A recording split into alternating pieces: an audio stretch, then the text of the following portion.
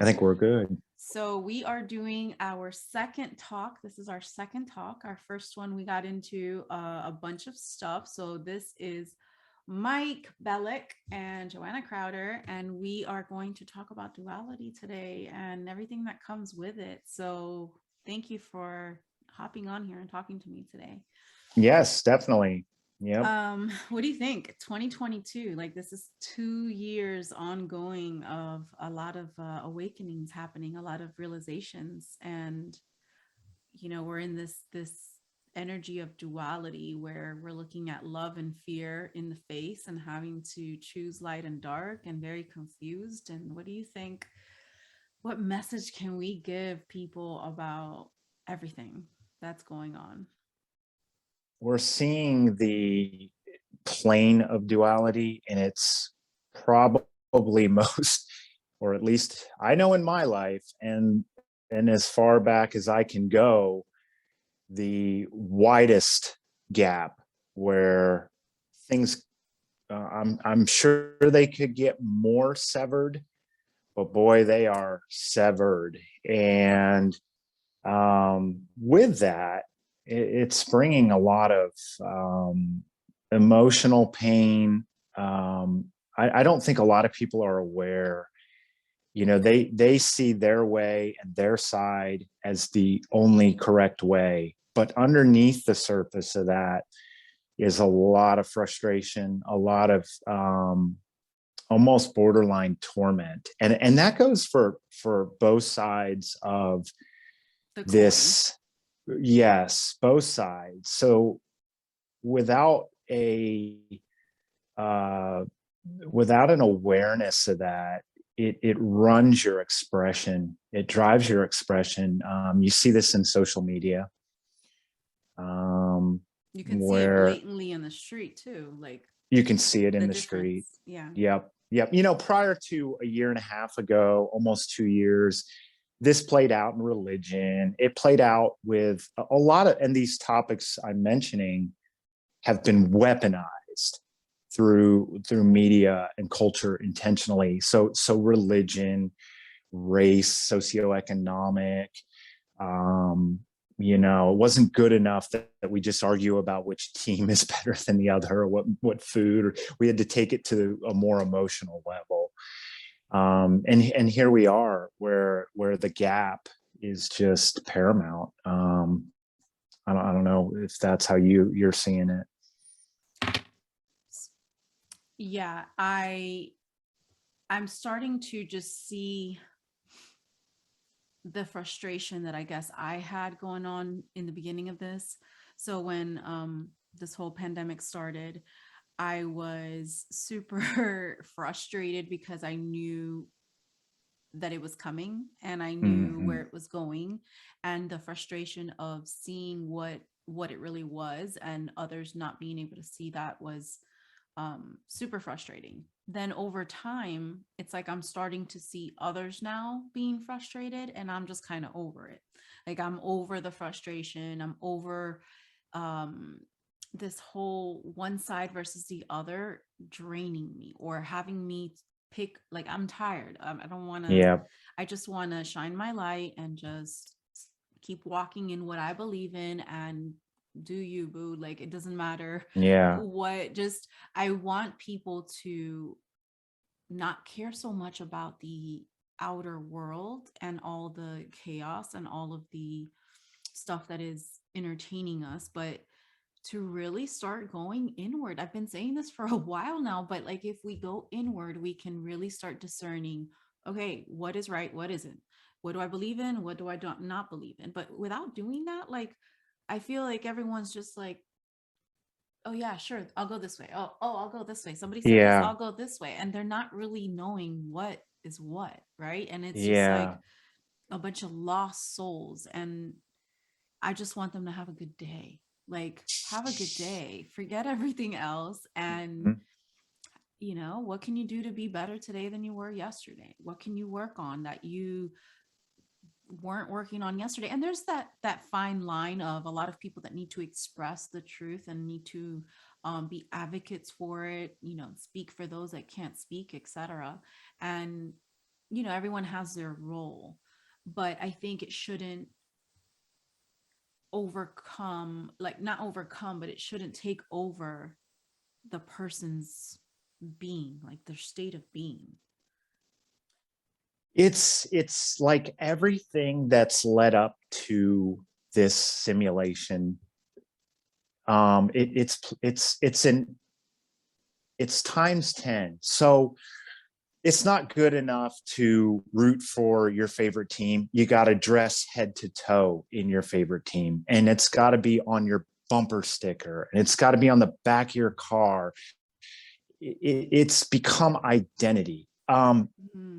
My thought, after you say no to it, whatever it is, we know what it is. Mm-hmm. What more is there to do? What more is there to do once you've said no? Because we Earth is a free will zone.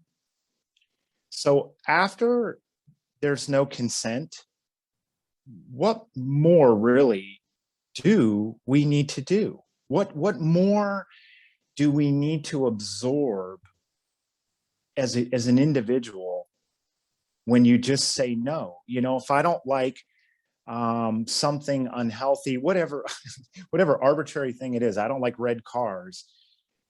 I don't, do I need to, I mean, how much advocacy do I need to do when I just accept I don't need a red car? I mean, I'm being silly there, but it's the weaponized nature of everything that plays out. You know what I mean? Mm-hmm. It's never, um, early on, the most angry people I kind of started picking up on, they just didn't say no. They're afraid to say no. So it's better to just air it all out in anger. But if you say no enough times, eventually you're like, what more do I need to say? I do. No has a lot of weight. Yes and no carry the most weight of any words, but they're the two that require the most thought. Apparently that was Pythagoras, but I don't know. Got to preface One of those everything. people, right? Where did you say Yeah, it? if he was even a real guy, we don't know. But it Who sounds good. knows We understand. anymore?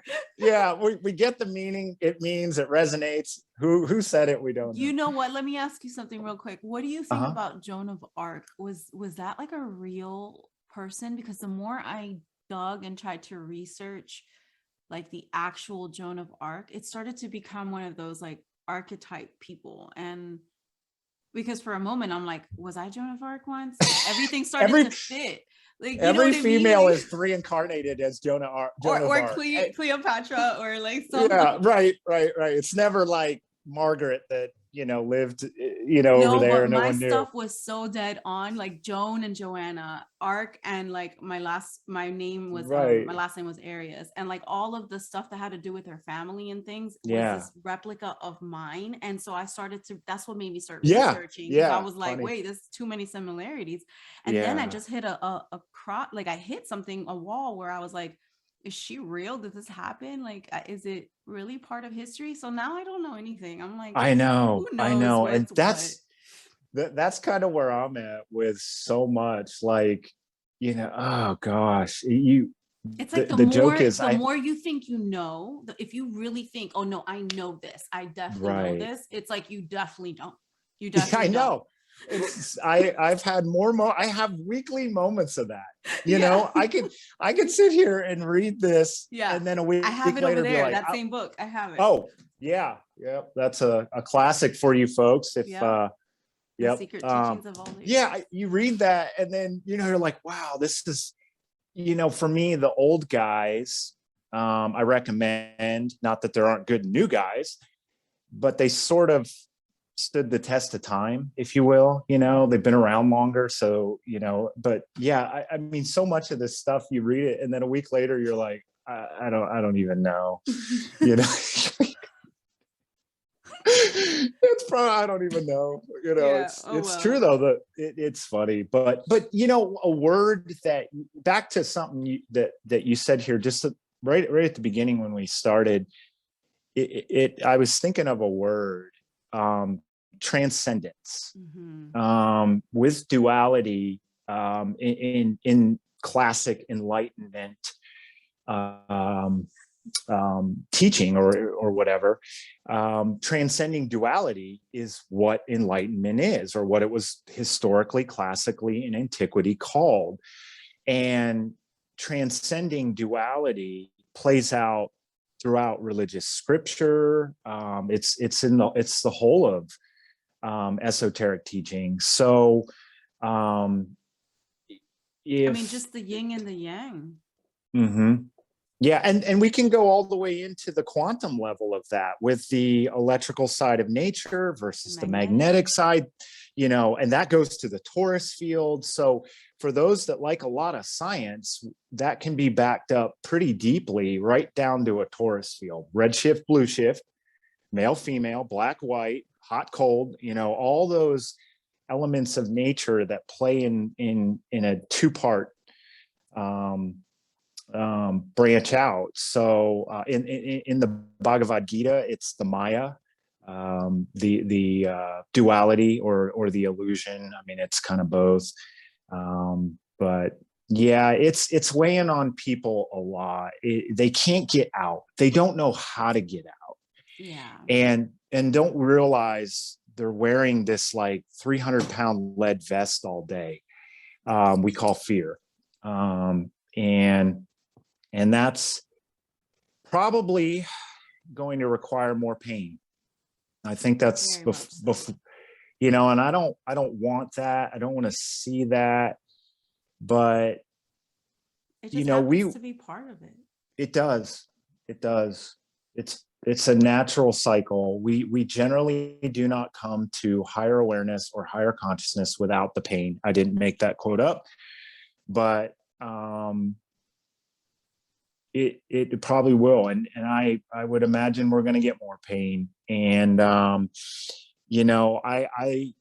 don't look at this time as the end of mankind. I look at it as the transformation of mankind. The more we transcend the duality, the more harmony and bliss it will be in spite of such a time. Yeah, you can have, it's so crazy the perspectives you can see at this time right now, just scrolling through social media, and it's like, you know yeah. Well, that whole transcendence, like, you could look at it in your life and it's like a discord, and that's what's going on with this discord and the whole pain. Like, most people, I mean, we've grown up conditioned to suppress pain.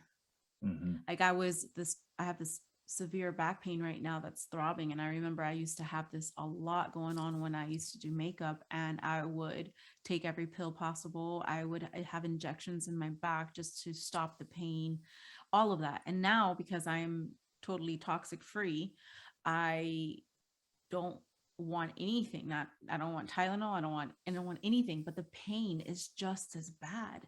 And I'm sitting there Mhm. going, I'm taking it, but I'm taking it to the point where you can't do anything else but just take it and really Mhm. go deep in yourself Mhm. and go, okay, God, where is this coming from? Why am I feeling Right. this pain? Is it Right. even mine, or is this the collectives? And I'm just like feeling this empathy for Yeah. everybody. Like, where is this coming from? Because there's always some metaphysical aspect attached to that. And as a whole, everyone is not willing to surrender. And so, because we've been kind of holding on to our dear lives to not feel pain, we're not allowing the cycle to do what it does. It's like you have to Right. surrender to it, have a freaking old death of the old you, which Mhm. comes with pain, in Yep. order for you to have a rebirth, in order for you to bloom again. And because everyone's kind of been stuck in that, no, I'm not going to surrender. It's like, well, then you're never going to kind of wake up, you know? Yep. So the physical pain that you're speaking of, if we dope it up with whatever, how quickly we're back on our feet and down the road. We just move on. And depending on the injury, we probably do more harm to it. We don't rest it long enough. We don't slow down. All those things, and that's equal. The physical pain world is directly related and plays out and works like the emotional pain world. And right now in existence, it's far and away, overwhelmingly more normal to distract, to busy, to do everything we can unconsciously to distract ourselves from that, especially emotional. We can pick up on physical pain pretty quick, but we don't pick up on the emotional pain side quite as fast, or recognize it. That those are more subtle distractions. You think about, you come home from work and the first thing we do is distract, even with normal things, even with like healthy things, I mean, there has to be a willingness to not want to distract, to sit with that. You've been talking a lot about emotional intelligence. I felt this for quite some time. That is something we are not taught intentionally. We're not taught to manifest and cultivate emotional intelligence. So I applaud you for bringing that up and working on that, because man, that's like the new frontier. Thank you. Yeah, I think that because I went through so much pain, like in my relationship, and that's what we've been kind of talking about a lot, is just, it's very therapeutic actually, because we're doing a whole podcast on our relationship as I write my second book on our relationship, like all at the same time. And we're having to peel those layers of the trauma, the triggers, all the stuff that we did, all the just stuff that we forgot. And luckily I wrote everything down in my diary, and so I've been going back and reliving all of that as I write my book. And I'm like, oh my God, I don't remember this happening, but I think I suppressed it because it was, Yeah. you dish out the stuff in a diary that's either the worst or the best. You don't put the mundane middle thing. So Right. I was Yeah. like, I Good read it point. and I'm going, like, Yeah. what is Yeah. going on? This was my life. What?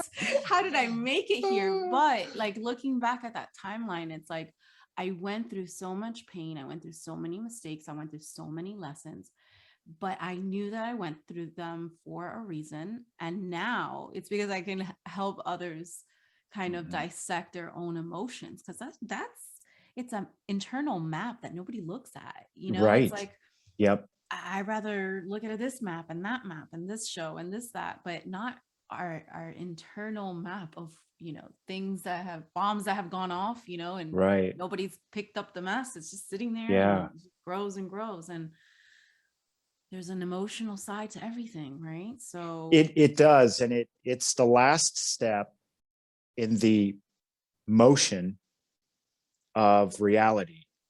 Or not the last step, the middle step. Thought, emotion, motion, or thought, emotion, action, or thought, emotion, expression. So we're not even aware of how we get to the action phase. We're not even aware that our entire expression or actions are, we actually have power over that. We actually have control over that, far greater control than we've ever been allowed to know. That by the time we get to that action portion of the cycle, you can have way greater control. This little illustration is the knowledge of antiquity in a way. I not in those words that I used, but that's where you know, what emotions are guiding my expression is a powerful paradigm, Right. I And think.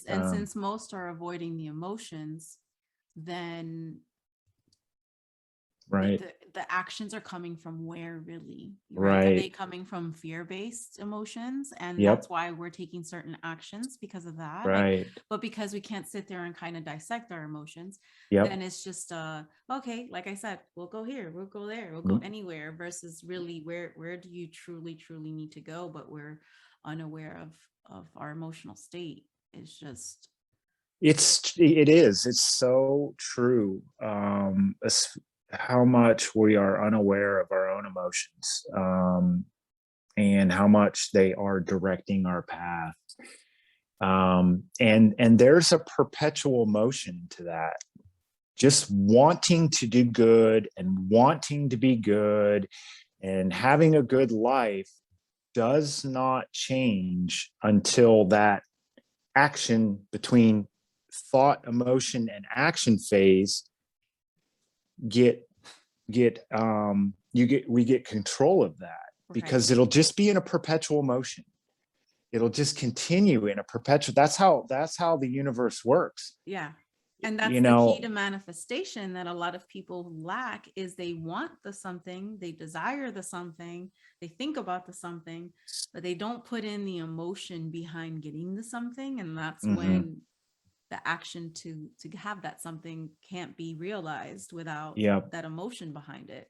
But yep. it's part of, like you said, it's part of that whole cycle.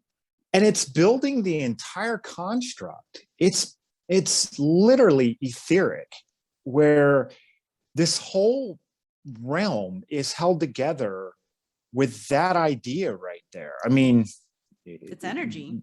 yeah, right. And that's exactly right.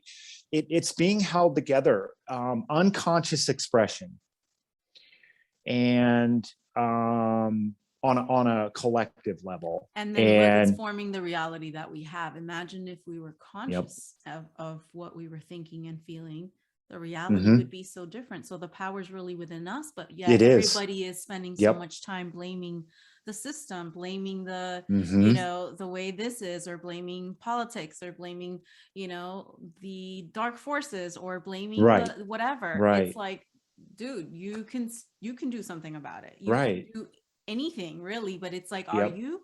And I think that we get triggered by the stuff out there and blame out there because we're not looking at what we can do to change, right? So we have to have Mm-hmm. something to blame because I don't want any responsibility for that, Yep. right? So That's the ego. exactly. And it's like, The look, it's not ego. about that. It's about shining your light on the good or the bad. Just shine your light. That's it. Are you shining your Yep. light? No. Why? What's bothering you? What's getting in your way? What is stopping you from shining your light? What blockage do you have emotionally that maybe you haven't thought about? Like, Mm-hmm. I just did a podcast with Keith for Akasha Flicks, and it was on doing like an assessment on yourself and showing. So we did it like live, like in camera, like you don't know what's Uh-huh. going on, but just listen to what everything I say and do it. And he's like, okay. So I'm like, close your eyes. And he's doing an assessment, and he comes up with a memory from when he was a small kid, and boom, it triggered his emotions. And there was right there, like he stopped, like, oh shit, like, oh, there it is, there it is. It triggered something that built his whole reality and patterns in his life because of that one Mm. event. Right. And that was just one conversation, one small assessment of something stored energetically within him that needed to come out. And that he felt Yeah. so much lighter afterwards, after being able to even just express or talk about it. So imagine all the things that we don't even talk about and need to come up, but people are feeling like, well, who can I talk to? Because everyone has a different opinion, and everyone has so many different things that might not go with what their beliefs are, Right. that they feel like they can't talk to anybody because Yeah. we have like how many different perspectives. I've said this many times. This is the quietest work you'll ever do. It's the quietest work you'll ever do, because it plays out, um, in the mental plane. Um, it plays out in the emotional plane. rather than the physical plane. And no one needs to know. No one needs, no one, you don't need to tell anyone. It's not, it's kind of in reverse of the way we tend to go about our problems. I got to go find someone. I got to go here. There's a lot of good supplemental help. Love Your Life Tribe. There's a lot of ways to find resonance, but at the end of the day, it's the quietest work you'll ever do. The example you gave with Keith, the word I would assign to that is transmutation. Big deep word there, but that's when that takes effect. We truly drop that metaphorical chain. We really do. We don't even, right now on the unconscious side, we don't even know we have the chain. We're not even aware of that. But when the emotion starts to come up, then we start to realize there's a chain there. There's something here. And the source of that emotion, the blocked energy that will not leave, it will not leave until it's dealt with, is the metaphorical or allegorical chain and ball and chain. And generally getting to that point, until we walk that path, we choose to walk that path. It takes a lot of pain to get to even thinking about walking that path or trying that path. Because it's hard. It is hard. It is. And I think that's why we do have these groups and these, like QE Academy and things like that, and Love Your Life Tribe, because we need that support. There's a lot of people that are like, okay, I want to level up. I want to do things. I want to, have that self-mastery. I don't know where to begin. First of all, so you don't know where to begin. Second of all, it's like, it's easy to fall back and going back into your comfort zone. So you need that accountability and that support. So there's so much involved, but it's like, you're still having to make that choice of, are you going to continue in the same pattern with the same people that are not really going anywhere? Or are you wanting to better yourself and be around people that are trying to better themselves? Because then that kind of motivates you and inspires you to do the same. Right. And we're naturally guided. These people are, teachers, soulmates, like they're put in our lives for a reason to say, hey, like, we're here to help you, and I think that's where so many people get caught up right now with the whole, well, is that good or is it bad? Is it, that's from the devil, or is that witchcraft, or is this, like I've heard so many different things, and like I heard this one person was like, oh yeah, you're like a snake handler or something, or I'm like, where did you get this from? Like, what are you talking about? I wonder sometimes, like, people's perspectives, one word can mean so many different things to so many different people, right? You say snake person handler, and it's like, okay, like, first of all, there's Adam and Eve snake, there's the Caduceus snake, there's the one with Moses. Like, where are we going with this? So it's comedy. It kind of does. It's chuckle. To the point where it's like, you kind of just know, not kind of, where people stand and where they are and what they know based on the craziness that comes out of their mouths. And I know. Yeah, I'm just at a point, I'm like, okay, like, here's a little seed, water it when you can, and I'm gonna keep on going. Right. Yeah, it's that I can relate to that a lot. Gosh, I was thinking of something now. I lost it for a reason, so it wasn't meant to be. But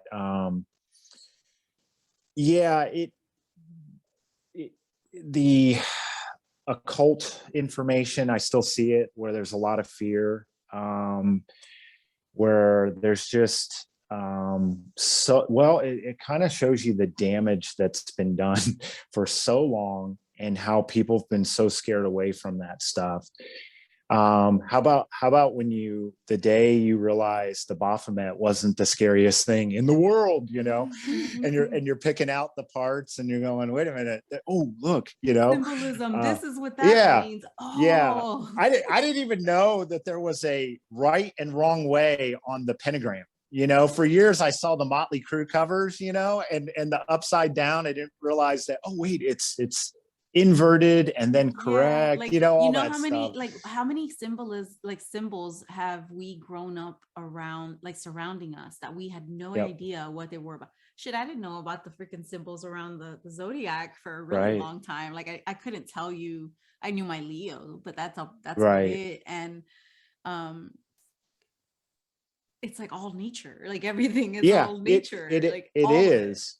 Yeah. It's funny. It it's still apparent that people just that for one, humanity's not comfortable if they can't put you in a box. They Yeah, get very agitated if they can't put you somewhere. Oh, they're a this or they're a that. yeah. It doesn't, and I'm none of it. that, yeah, that exactly. I mean, I might spend a lot of time in one area, but I don't really But that's feel a not your label. box, right? Yeah, yeah. I can't, it depends on the week, so, and that changes by the weather, and that's the beauty of it, I think. But, we're seeing the final days of the pinnacle of what's called a mind-based reality, where everything is on the mental plane, and duality is the hallmark of that. We're seeing the final days. Um, so this is something that's talked about a lot in these books, is the mind, and what a mental or a mind-based reality really is, and how it works, where um, and so I've come to the point where I'm thinking, man, what a time to be alive. What a time to be alive. Yeah, there's some. During a huge psychological warfare. Yeah, I mean, I don't look at these names that the media loves to put out there. We know who they are, the bad guys. Yeah. They're actually there for our benefit. There's an idea for folks. Well, they're there to they're wake they're, people up. they're there to wake people up. If you didn't have that, and that idea, that simple idea, is actually has a hermetic backing to it. If you think about it, Yeah. if we didn't have this darkness, we wouldn't be having this light. Yep. And Period. so suddenly that plane of duality doesn't look so scary anymore, but there's a lot of fear to remove before you can look at that principle and have any knowledge of what that means, that without the dark there is no light. So It's that whole shadow work, and right. in the path of the sun, the whole thing about, I went into Judas and Jesus, but it's the same thing. Yeah, The whole yeah. betrayal and how, Right. the son has to die in order for it to be reborn, right? And so Yeah. what happens if it doesn't? There's no light Yeah. again, right? Yeah. So it's like Right. it has to go Right. into darkness, or It, else it won't go into. So it's kind of like, if we were to accept that, hey, we have a shadow self, we have dark thoughts, dark emotions that we unconsciously and subconsciously have, right? And we're mm-hmm. too scared to even look at them or recognize them or go, no, that's not me, I'm good, right? And Yeah. it's like this Yeah. whole judgment of good and bad, but it's like, if we could just be, right, the experience of being and being an Mm-hmm. observer and just observing the shadow within us. Mm-hmm. What's up? Who are you? What's your name? Are you good? What do you need? Like, it can't hurt you, right? And it's like, you recognize it, it just wants to be heard, right? Your ego, it's your Mm-hmm. human side. Yes, we can go in this whole animal nature versus our higher selves or our higher nature, But at the same time, like, aren't we here as humans living a human experience in our Hmm. animal nature? But then yet we can also transcend that into our spiritual selves. So it's that whole, we're here to experience both. And if we don't have judgment over it and we can observe it, we can learn to live with it, and we can learn to Yeah, control it. it's darkness and light in the same perspective. It might have a little more dark. This is maybe the concept of shadow work, is what I'm speaking to. It it'll have darkness and then it'll have light, and it'll have darkness and it'll have. It's not like when you hear shadow work, you're just going off a landslide of depression Yeah, and yeah. doom. It's getting a peek at the dark nature, what we'll call dark. And sometimes, and there's a spectrum there, Yeah. there's a spectrum to the really crappy stuff I've done all the way down to the things that are just annoying, Yeah. and everything in between. So, it, and when we look at that, um, it, it'll balance out. It balances out. It's hard to, it's kind of tough to verbalize things of a mystical nature, if you will. But it's not this. When there's a little bit of, I think there's a little bit of fear around the whole shadow work idea. um that's a scary door. Okay, it's a I could see scary that. door, but it's a door is only about that thick. I don't know if the camera's picking that up. Oh, yeah, yeah. Okay. Our doors are only that thick. It's not, you know, 500 feet of concrete wall. And it's not like you're gonna So get lost in there either. yeah. And we open the door, and once we go through it and we commit to our shadow, it doesn't take very long to realize it wasn't as scary as I thought. It wasn't as rough as I thought. And it's It's like facing your fears. yes, yeah, exactly. You're scared to jump off the high dive, and a little kid stands there, and dad could tell him all this over and over about how he's not going to die, but until he watches 600 other kids jump off and not die and do it for himself, it's never going to be self-actualized. And that's exactly how, the pathway inward is. And it begins with the will. A scary guy alert. Eliphas Levi, he said that the most powerful force in nature is the human will. And so for those that are willing, get out of my way, or get out of the way kind of thing. It begins with the will. Um, you know, it's New Year's resolution season, and my daughter was writing down some New Year's resolutions, and it had me reflecting on as an adult. I was kind of sitting there thinking about it, and I was like, man, they overwhelmingly fail. They overwhelm. What's the missing key? Because the world has every diet plan, every way to accommodate any decision you make around January 1st. I would argue put it at the first day of spring, but that's a different Yeah. that's a different deal. But no, and I don't know that the will is always taken into effect. That's a whole nother plane of knowledge there to understand the human will. But if the will's not there, it's not. You don't need to teach when people are willing. You don't need to teach them a whole lot. You know Right. what I mean? And that's because I feel like they understand underneath the will, there's the reason, there's the why. And Mm-hmm. if you don't know why you're doing something, right? Like, I can see a lot Yeah, of good people that point. want to that want to lose weight, right? And they're like, oh, I just want to lose weight.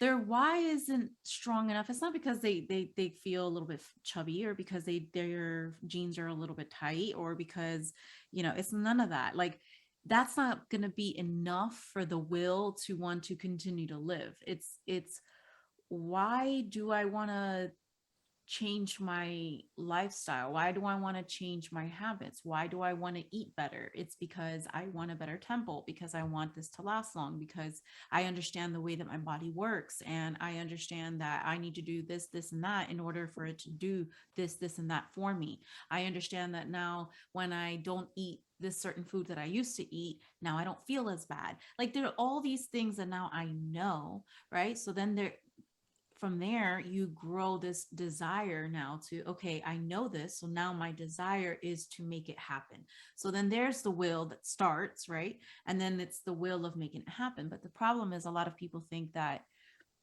okay, I have will, let's do it, and then Yeah. they think the will just continues, like it just, Right. it's just there. And it's that baby step. And I went from doing my New Year's resolutions and listing a bunch to now just embodying one word. And so that one word is that word I focus on the entire year. And I've noticed a Mm. huge change ever since I started doing that. Like the year that I embodied the word authentic, everything Mm. around my year was authentic as fuck. Like Right. I was just like, nope, it's Yeah. not authentic. So no. And by the end of the year, I was like, I became a very like way more me, way more authentic. And I was like, I like this thing. So now we do a word. So my word this year is perseverance. Oh, nice. But, Yeah. that one word is that energy, that it's a baby step. And that's more doable than a list of 10 things. You know what I mean? Yeah. Very true. Great point on knowledge drives will, you know. So all the more important for bad people to hijack the knowledge. So that everyone's Um, lazy.